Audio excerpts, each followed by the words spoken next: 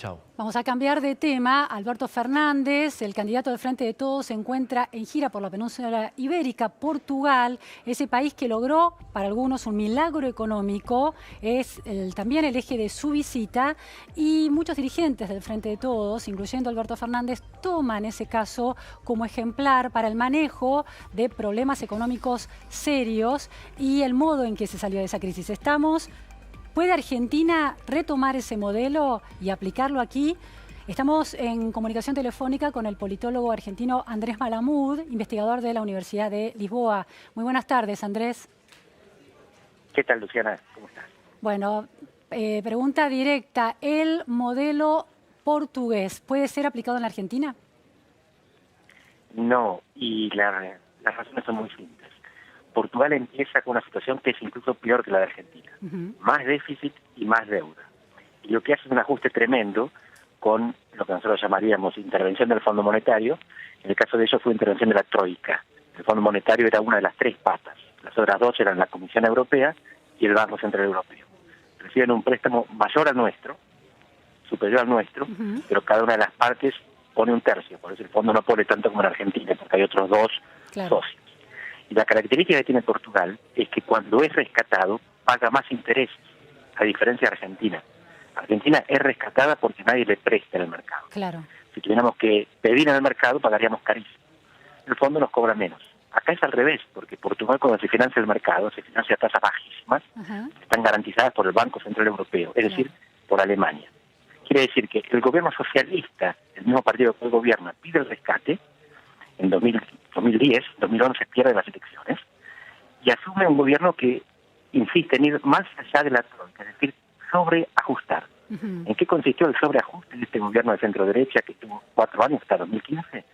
En reducir los salarios públicos entre el 20 y el 25%, en aumentar el desempleo del 8 al 18%, en aumentar los impuestos, en aumentar la jornada laboral y en aumentar la emigración. Hubo cientos de miles de portugueses que salieron del país en ese momento por la crisis. Una disminución demográfica. Después de eso, Portugal empieza de a poco a desajustar, pero lo principal es que cuando terminan de pagar al fondo, en 2014, inmediatamente pasan a financiarse más barato. Claro. Ahí empieza a resolverse el problema fiscal. Cuando se termina el rescate, empieza a resolverse el problema fiscal. Y ganan las elecciones de nuevo el Partido Socialista, mejor dicho, las pierde, pero negocia en el Parlamento una coalición minoritaria con apoyo de izquierda. Y lo que empiezan a hacer es desajustar. ¿Qué significa desajustar? Que nuestro salario de 2011 lo recuperamos en 2018. Ahora, ese costo... Así que Portugal lo que hizo es perder la década.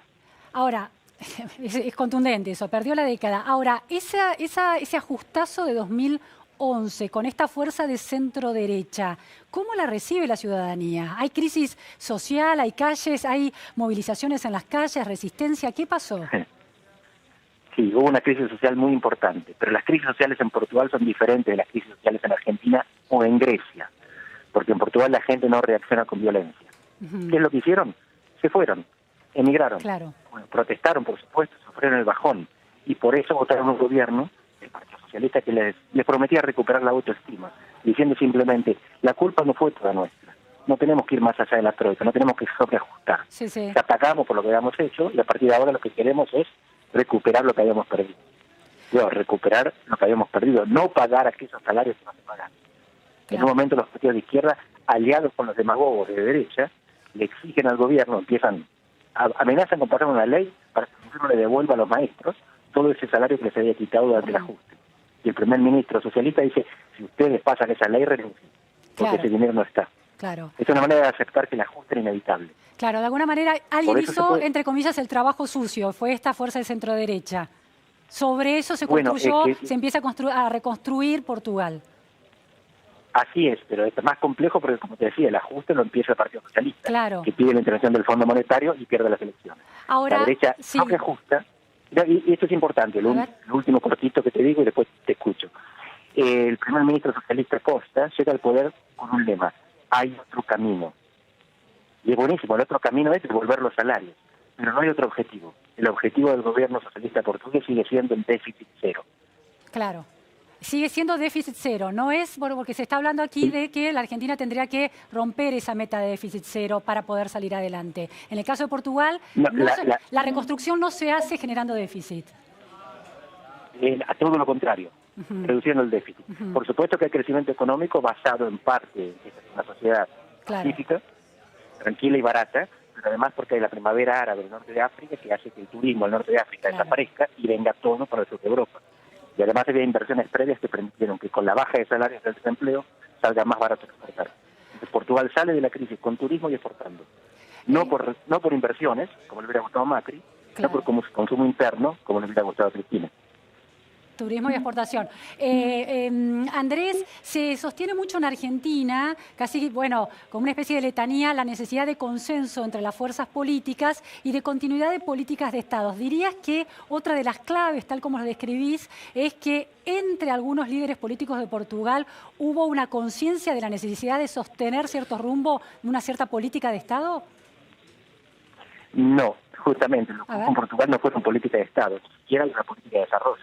Lo que hay es moderación política. Esto significa que aunque no se pongan de acuerdo, no rompen el juguete, no rompen el Estado, no rompen el país. Perdón, aunque no se pongan de acuerdo, no te entendí, perdón. Aunque no se pongan de acuerdo, no rompen al país, no rompen la sociedad. Eso es una forma de consenso, eso, de alguna manera. Exacto, los límites, hasta dónde podemos enfrentarnos.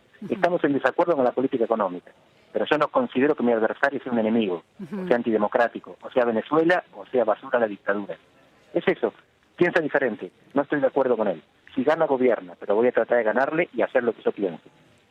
La diferencia es la moderación. La moderación. ¿Eso te parece que no solamente el ajustazo que se hizo, sino esa moderación también falta en Argentina? Sí, sin ser una sociedad hiperviolenta. Pero, claro, Argentina no es una sociedad violenta y sobre todo no es violenta políticamente. En Argentina no resolvemos nuestros problemas a los tiros.